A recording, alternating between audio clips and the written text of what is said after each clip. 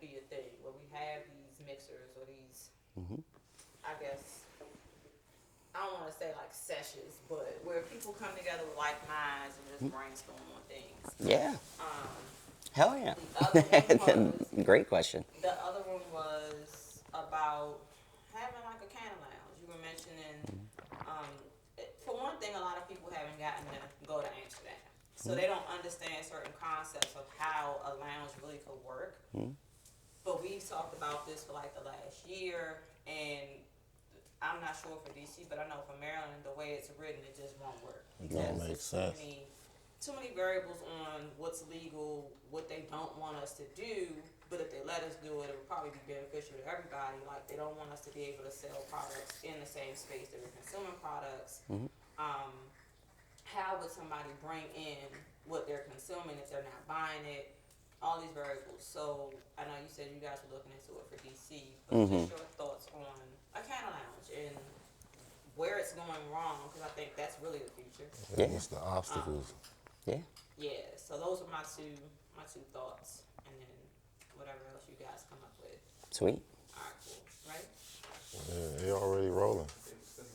They already rolling. Well, you got me talking on camera. Yes, I was Those are good questions.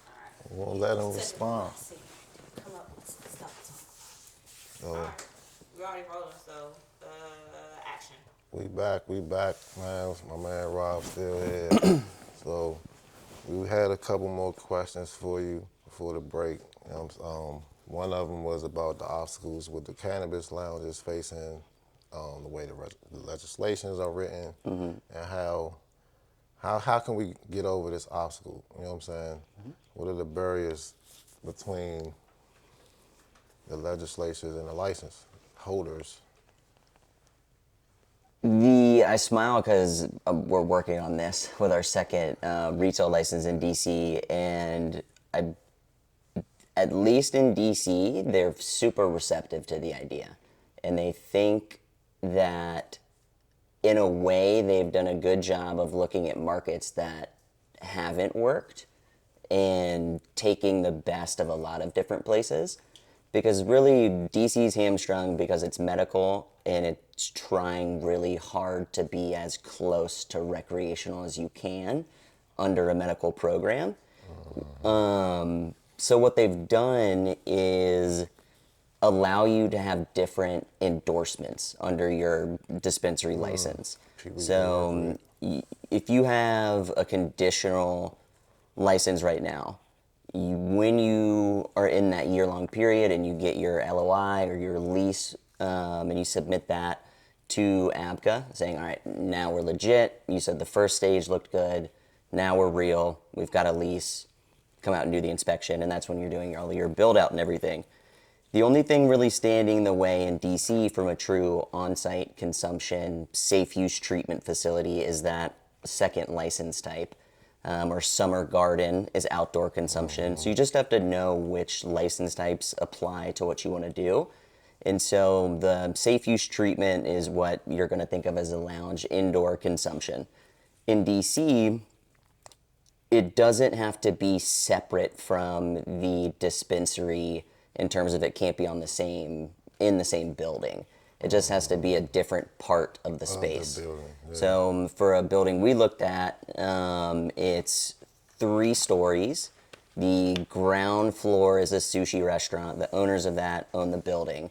Second and third floor, we were looking at taking over. The second floor would be the dispensary sales floor, and then the third floor would be an indoor-outdoor consumption space, and that's the safe use treatment. And then the summer garden would be a rooftop, essentially non-alcoholic bar. And we've tried hard to collaborate with the bar industry to the extent that we can, because you can't have alcohol on site in dispensaries in DC, but you can have a mocktail program and then you can do infusions. Or if you're somebody selling tinctures, you let them self-titrate. So that's one thing we've been working on, is working with like our favorite bartenders around the city, and all of them have loved the idea. So we have some of them putting together kind of like a cannabis pairing menu on the drink side. And then DC also lets you have food on site too, which is awesome. So California just passed a cafe Maryland law a has couple weeks ago. none And of that's that. 20 years in the making, and DC out of the gate is saying you can have these cool creative spaces.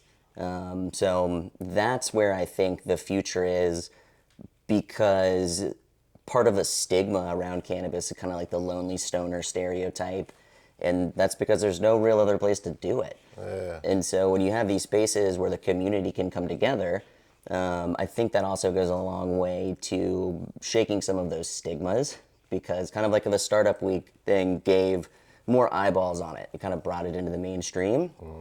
How many drunk assholes do you see on U Street stumbling around, causing a scene?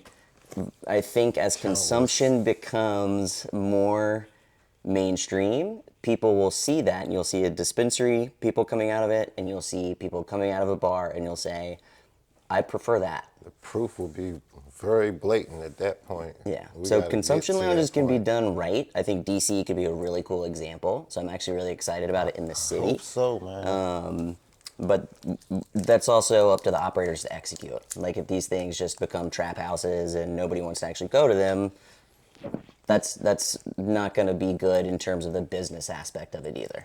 I think DC's hands were kind of tied behind their back in a sense, because the I-71 era built a marketplace, and then it kind of hindered the medical marketplace, but that's also federal law, inhibiting the city from regulating itself, et cetera, et cetera. But they didn't really want to dismantle the marketplace, so to speak. They just wanted to convert it. Yeah. So they kind of made a lot, as loose as they could, so to speak. It's not as strict as Maryland is the complete opposite as far as what they got on their lounge bill. I don't know how it's written in Maryland. What's the hold up there? They don't want people to they don't want you to be able to purchase on site. And I think I read they didn't want food on site either. So it's like, But then it's like, what's the point? yeah, how does that? Yeah. So Why am DC, I- you do have to buy from the dispensary, which is good for should business. Makes sense. That's obvious. But the even cooler thing is, I've talked to the head of ABCA about this concept, and he was excited about it. And he's like, what we didn't like was in Vegas, there's lounges, but I think, and correct me if I'm wrong after this, but you can't have a dispensary attached to a lounge. So it's like BYO weed, but then the lounge, how is the lounge making money? Is it like only pay? I haven't been to Vegas. Yeah, so it's like you only pay for the entry, I guess. So that's not a business model. So like the lounge, yeah. Yeah. You're just literally coming in to smoke. I can do that at home. I can do that at home. That's the point. You know what I'm saying? The point is the community. And so the point is, can it function like a lounge? Can it function like more like hospitality and less like retail? That's really, I think, when the light bulb went on for us and we were like, the consumption angle is something to look into, is when we started looking at it more from a hospitality angle than we did a dispensary and retail play, which it will be, but then it's also becomes experiential. And then when you do drops, you have a place to come promote your brand. And when people come to DC for conferences, they don't have to go to a bar for the happy hour afterwards. They can go to a space. We need our own space. Yeah. Comfortable space. Yeah. So I think it's important, and I think the food and beverage thing just opens up a whole lot of doors too. I mean, that's only makes sense because, I mean, people get high, they going to want something to eat. Exactly. You know what I'm saying? Exactly. Now, the sushi restaurant on the first floor of this building was excited because this is one thing I would say to entrepreneurs that are getting into space too, is like, try and be as creative as you can. And so on the topic of like collaborating with other businesses, the people that own this building, we asked them if they would essentially have like a shared kitchen with us. So one of the things that you have to do from a DC lounge perspective is you cannot have a sales floor in the consumption space, but you can order delivery. And so somebody upstairs on our third floor who already burned through whatever they bought on the second floor doesn't have to go back downstairs. They can go online, place a delivery order, and we can send it up to them. Yeah, that's dope. So you've got to get creative. And Definitely so gotta get they can creative. also order food from the restaurant on the ground floor. And so I feel like it's really important to like just cross-pollinate as much as you can. Because most people in other types of retail or hospitality are consumers, one, most of the time, or are really interested in it and they're excited that it's becoming more accessible too. So just be proud of it and go talk to other business owners about what they think about it, and like talk to your friends who you smoke with that aren't in the industry. And it just gets more and more normalized. And I think DC in particular could do that really quickly with how they've designed the consumption language. So we'll see. I think it's a lot of potential in DC. It's just expensive. So Yeah, I was gonna say in what way, and I was like, in every way. in every way. In every way. In every way. So once you cross that barrier, and you, like you said, you have to get a little creative. You know what I'm saying? I'm not saying bleed the loopholes, but find the loopholes and build around what you can. I want to touch back on the importance of the canna mixers too, and how can we use those to connect the both sides of the industry moving forward? Like you had the one at, like I said, the PBC conference, and Jay has her events like the who was it, the Buyers Club for the licensees, trying to connect them with some resources. How can we use those moving forward to create more business opportunities and bring in the, you know, the legacy market into the emerging medical and rec market? DC is, I don't even, it feels weird saying medical when you're talking about DC, because it's recreational use, but medical access. But like, it's like a tongue-in-cheek program. So one of the questions that I always think about from DC Startup Week was, how do operators navigate DC's like gray area of legislation? And I was like, even the medical program's a gray area. yeah, man. Because if you're 21 and up in DC, and shameless plug, if you're 21 and up in DC, go get your medical card. I'm very much of the belief that the faster medical grows, the faster it'll go rec. And I say that because then you have money to back it up. Like if the medical program sales just keep going down, there's not going to be any pressure For them to want to mess with it anyway. It needs to But if it's succeed. having success and it's creating jobs and it's creating tax revenue, then you can say it could create even more if we do this. Now they're incentivized. And then you have an argument. So I think the mixers, the happy hours, whatever you want to call it, it's just really how other industries get shit done, truthfully. And so when I first started a couple years ago trying to figure out who the people were in DC weed, because I was just a consumer. And so that's probably one of my biggest skills, I feel like, is just networking. Like I like talking to people. I think people are fascinating. And cannabis in particular, Reg and I were talking about it, like it's a skill craft at the end of the day. Yeah. Like at the end of the day, whatever marketing, whatever manufacturing, whatever big business comes along, people are always going to still have to know how to grow the plant.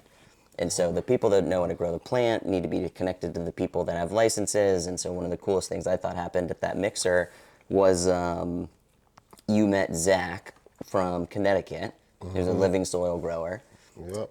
You came, got connected with him, and we had a conversation later. He's like, I mean, I really like Buck. I hope it works out. It might like save me from having to bring a grower in from the Northeast. Like that to me was awesome because you miss out on the Maryland lottery, right? Yeah. And then it probably was a really shitty feeling, and you probably felt pretty blocked out.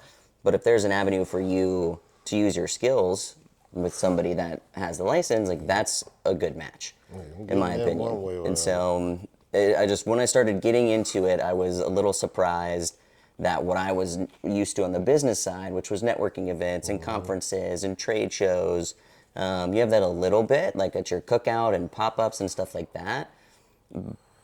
But then you start talking to people, and everybody has some shit to say about everybody else. So those are my two big takeaways. When I first started networking, I was like, everybody's got somebody to say about everybody. And I think that helped me because I didn't really have any baggage, so people would just tell me stuff.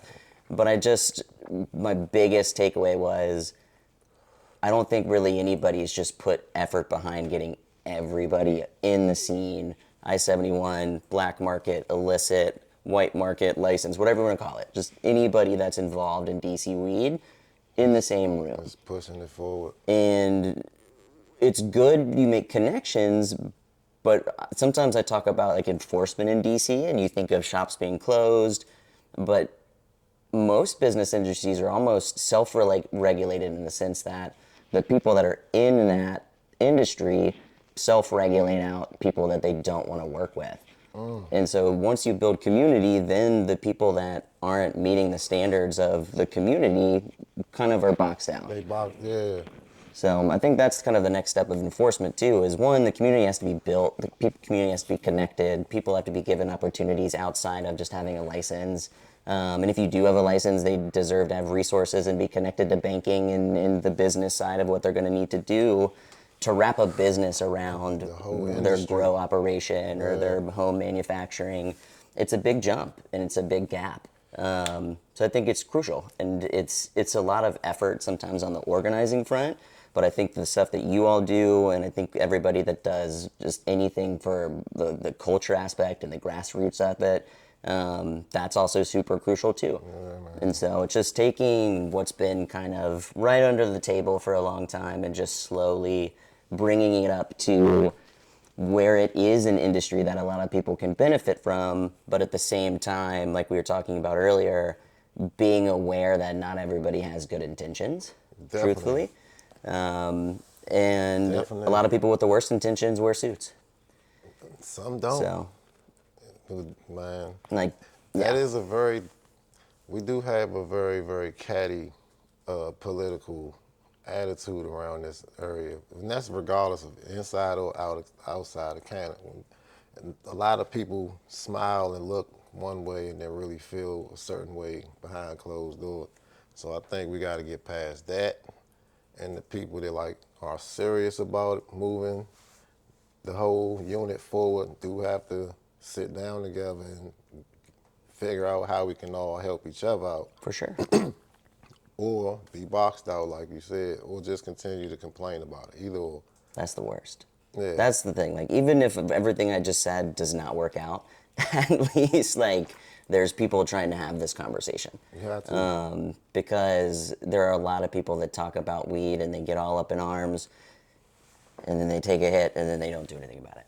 Yeah. And it's like, you do have to have some sort of, like, mobilization. And I always thought it was, and I say this sometimes, and I feel like I'm discrediting like the people that have been in the space for a long time and got medical licenses back in 2014, because as much shade gets thrown at them from like I-71, they are also business owners too that have been around for a decade. And being around for a decade, selling a federally legal product, like self-certification even in DC, where if you're over 21 you could just get a medical card, that's new.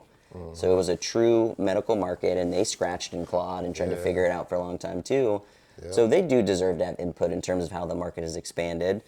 But there's the major push-pull right now between the existing medical operators, the new ones, and kind of the I-71 legacy market too. Yeah, the licensees. Can I hit that? You need to roll another one. Thank you, sir. This is the best podcast ever. You got another.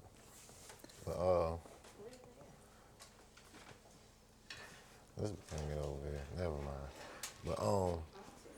But the like I said, I feel like they gave them an opportunity to convert because they didn't want to lose the marketplace, or give people the argument that they didn't give them an opportunity to convert, so to speak. Well, DC's been very methodical about that. Because like what New York did with their padlocking all these, like, I mean, hundreds of shops. the last few months or they this just year. started that shit though. They gave them a long little leeway. For sure, but a judge just ruled that that wasn't constitutional. So now it's going to be fought over in court whether they could shut these businesses down. And so everything's going to get fought over. Is that lawsuit that the dude is doing tie into the pressure, or is it just like enough is enough? Which one? There's a lot of lawsuits. The guy that's suing everybody. Oh, the like ALCE versus I-71. Yeah. Yeah. Do you think? I'm just saying. Do you think that was pressure, or do you just feel like they was just enough is enough? Like, you know what I'm saying? Because they did give them a long amount of time to like convert or close down. Yeah, and I Like think a they lot went of time. step by step by step by step, and it was frustrating for a while, because when we opened the first store in April, we thought enforcement was coming, and we were being told it was coming like any day now, and then it took, from what we were told, ABCA a long time to get on the same page with MPD, and it took a new legislation for ABCA to have the power to actually close a business. Yeah, so they Could issue the cease and desist orders, but ABCA themselves was having to be given new powers, and they had to coordinate with MPD. And that's why even where the year's almost over, and I think 12 shops, I-71 wise, have been closed. But you're right, they did give them a long time to convert. But on the medical side, it comes off a little whiny, and it's probably not a great thing to say, but you had a decade to diversify and insulate yourself, and I know there was restrictions and there was pressure and reasons you couldn't, but you're gonna come after it now. And I think part of that lawsuit is that they don't think they can go after the city, because really, in my opinion, the city had a medical program, and then whatever happened behind closed doors, whatever happened with I-71, it happened in the city, and the city saw that it was happening for a long time. Yeah, And everybody then they had legislation essentially saying we're not going to enforce it. And so that was kind of a middle finger to the medical operators who'd gotten licenses in a way. And so I think everybody knows that it looks like a why now situation. It looks like this is a little too late type of situation. But they did give them an on-ramp. I mean, like, we got a license through the unlicensed operator, through our partners who had a delivery service, an I-71 delivery service. And so it was possible, but there was no real resources given either. After, like, either whether it was social equity, they knew it was a reduced license fee. There wasn't a ton of resources that the city was giving you after the fact. It was, here's a license, go figure it out. And that's why I think you've seen a really slow growth. But I think DC's intentionally done it slow so they don't get sued. Right, that's what I'm saying. They not or as little as possible. Because you had a medical market that basically suffered because of the I-71 loophole, and the business that was coming from what would be medical, all the money coming from cannabis in the city is going into the I-71 market, so the medical market is basically tanking. So they forced the city to do something. And it's like a domino effect, you know what I'm saying? So now they gotta close the doors on the I-71 era so they don't get sued, and give them a chance to convert again so they don't get sued. Yeah. So they just came out on Monday the 28th. DC came out with a new deadline for the unlicensed operators, whether they got licenses or not, to be up and running under the medical program by, I think, the end of March 2025. So that's part of it too. Not everybody has access to the same information in the industry, like even with the licenses. And that was another reason why I just wanted to put out information on Instagram, because I was like, I, as a licensee, get emails from ABCA that other people don't get. Absolutely. About closures and about what's going on in the industry. And if you're building a business model off of old information or out of date information or just wrong information, then that's a bad business model. And so even people with really good intentions in DC right now are struggling to know if they should convert, because if you were allowed to operate for a decade under I-71 and you were used to 5-6x margins, and then I tell you that you're going to make 1x margins or 2x margins, and you're like, well, then I can't sustain my business. Right. So there's a whole bunch of factors right now in DC that everybody should have access to the same information. That's something I believe in. And then the people that have good intentions, the people that can build a good business, the people that want to be helpful, those people should be given the opportunity to succeed in it. But it's a cluster right now. And so there's a lot that needs to be done for it to not be such a cluster. Yeah. Man, all the way around the board. But that's back to the kind of importance of community and the networking and the mixers is then you understand if ABCA came to a medical dispensary and you got raided or whatever it is, whatever shakes out, because everybody's so focused on the short term of what ABCA's doing now, they forget that ABCA's always going to be here. So you're going to have to play by whatever rules the city is out there. And so everybody wants to change everything and complain, but the reality is this is what it is right now. Past that point. We are past that point. And so it is a little bit of an adapt or die conversation, and I understand all these lawsuits, and I actually don't understand all of them. But back to the point of the intersection of industry and in politics and legal matters with cannabis culture, anybody can sue anybody. You know, we could get together when we left here and sue somebody. Yeah, it's not hard to sue someone, and you can sue someone for any number of reasons. You can sue someone just to tie them up in court. You can sue someone to make them spend a bunch of money to defend themselves. You can sue people like we were talking about earlier because you're a lawyer and you like to test laws and see what things hold up. Just to test the line. And so again, if you're coming from just like a pure cannabis underground background, that's the type of stuff I'm talking about. So if these lawsuits don't make sense or stuff doesn't make sense, it's because these people just want to, you know, like they're ruthless in their own way and they're sharky in their own way. And you can do a lot of damage by doing that to somebody. So I hope that there are less lawsuits moving forward, but I don't think there will be. I mean, you got a lot of people making a lot of money. And that's always what it's going to come back to is if you're telling somebody, regardless of the legality of their profession, that overnight you can't do that anymore, that means they have to go find a new profession or they have to go take it somewhere else. So I think the human aspect gets lost a lot of times in cannabis. At the end of the day, it's people, and at the end of the day, it's a plant. And so whatever legislation gets drafted or rules get drafted, just need to keep those in mind. You know? And I think we overcomplicate it. They overcomplicate it. But yeah, absolutely, man. We just gotta, like you said, keep at it, keep connecting the dots so we can move the whole ship forward. Yeah. I think Jay's got an event coming up, on the 9th of November? Yeah, I think she the got Buyers one Club next and then one up weekend. in Baltimore. Yeah. And then I think we're going to try and put another one on. We just had a bunch going on, so probably a week after that or a week before Thanksgiving to do another kind of industry get-together. Oh, yeah. Because it's coming. Like, a lot of people's licenses are just going to lapse.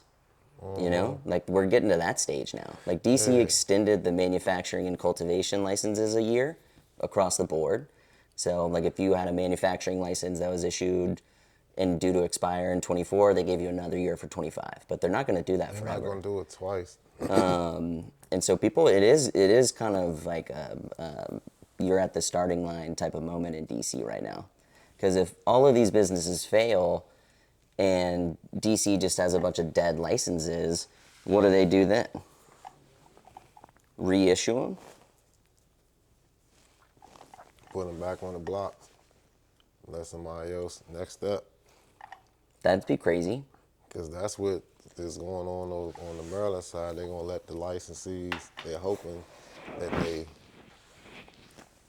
miss the deadline, and then they can throw them back on the chopping block. I think too what's interesting is in DC the laws right now, you can't sell a license. So I don't think you can exit a business or like exit a license fully for the first 18 months, and then you can't sell a license to anybody but a social equity group for 3 years. So you won't see a ton of like licenses being sold in But when DC. does the So if you clock hear of a start? licensing being sold, When look into it when for does all the- of this type of stuff. Because When does the clock start though? On the conditional or the official licensing? so at least on retail, once you get your conditional license, you have a year. So that But then the 3 years starts once you're open, I believe. all right. That's what So I'm once saying. you're open and operating, because they don't want people opening and immediately selling to the highest that's bidder what I from was out of asking. state and stuff like that. But which is going to have happen, and you'll see people that there are social equity licenses in the city that are not backed 3 by years social go- equity money, truthfully. Cause But that's neither here nor there. But we, 3 go years ahead. go by fast though. Yeah, but then after that, it's like all bets are off. And so then you'll actually see what the value of one of these licenses is. And so that's another piece too, is everybody thinks they're sitting on this lottery ticket. It's like, well, it's a lottery ticket if you get gotta make it, operational yeah. and you survive, and then you need to have an exit plan. And That's so definitely. I love what we're doing, and it's so fun, and it's just a fun, cool business to be in, and it scratches a lot of itches, and you can do a ton of different stuff, and you can build brands, but it's a lot. That's it. Yeah. It's cutthroat out here in these Yeah. streets. It is, man. Sure. But I think DC has a chance to keep a lot of DC money in DC. I would hope If they so. execute right on it now. But then once these licenses can be sold, you're going to see bigger names come in, That and would you're going to see a require lot the of different stuff. people in DC to work with each other and not. Yeah, man. Exactly like we were talking about. You know what I'm saying? I do. You gotta put your shit to the side and like, hey, Yeah. As I sent that invite to that mixer, I'd to the point of everybody shit talking. I said this is a no beef event. If you see somebody that you've had business with in the past, this is not the that time to shit out settle it. And I had a few people in mind that I knew were going to be in the same room. And afterwards, they were like, "We should have done that a long time ago. Like, we're Yeah. gonna go see their spot." And like, it was awesome. it was a Yeah. like, But it if was a not, great we're gonna event. get taken advantage of by bigger people. Because Exactly. like I'm new to this game too, and a lot of people discredit when you're building a business and a cannabis business. It's probably the most complicated thing you could do, just from a legal perspective and a tax perspective, and making it work is just hard. Or on the cultivation side, you have to build an indoor and DC agricultural facility. Like it's a lot, you know. It's a big project. Hell yeah, because most of the buildings ain't in the best shape. So you gotta deal with that before you even.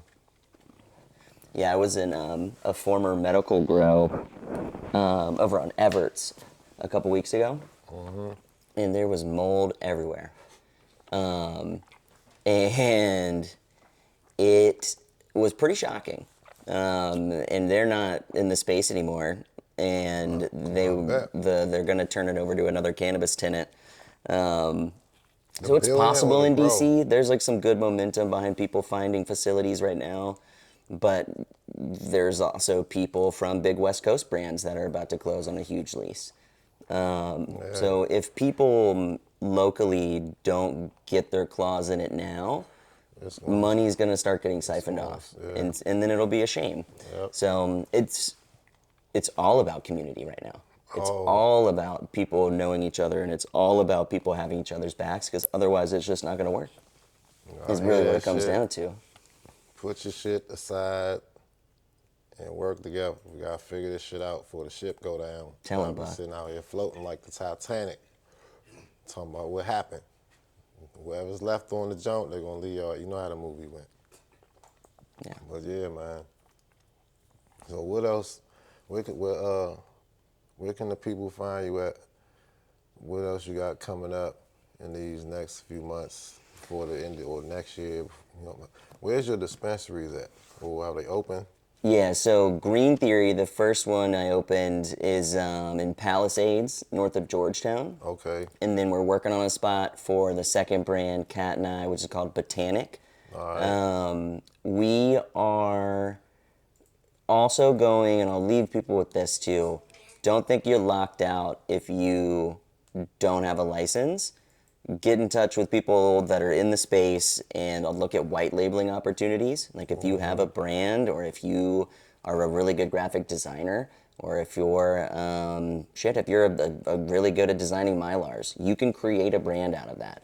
Get to know people in the space, drop products without having to have a retail license. So I don't want to give away too much yet, but there's a lot in the works on the product side. And that's what DC's medical needs in a lot of sense. Because it does need more dispensaries, yes, but it also needs more variety. Yeah. So if you're a creative person out there watching this, get in touch with somebody who can get you in touch with a manufacturer or cultivator and try and get your stuff on shelves. Because this is a long-term game. So don't think about just getting locked out for the next 6 months to a year. There's a lot of different ways to get involved in the space right now. But best way to probably get a hold of me is Instagram at DCC, which is District Canna Concepts. Yeah, just DM me on there. I'm on Instagram way too much. But I'm an Instagram hustler in that way. Yeah, my DMs are open. You gotta use it for what it's for. You do. You got to pamper. You know what I'm saying? Well, I appreciate you coming through, Brian. Drop a lot of jewels on these people. Catch y'all on the next episode. That mystery batch was pretty good. That mystery batch was real good. Yeah, man. So shout out to Stench. Catch y'all on the next episode. We out. Talk to me nice. Ain't about winning, don't talk to me twice. I don't play dice. I'll make a move on the board, it's precise. The fuck is the price? I took a fit.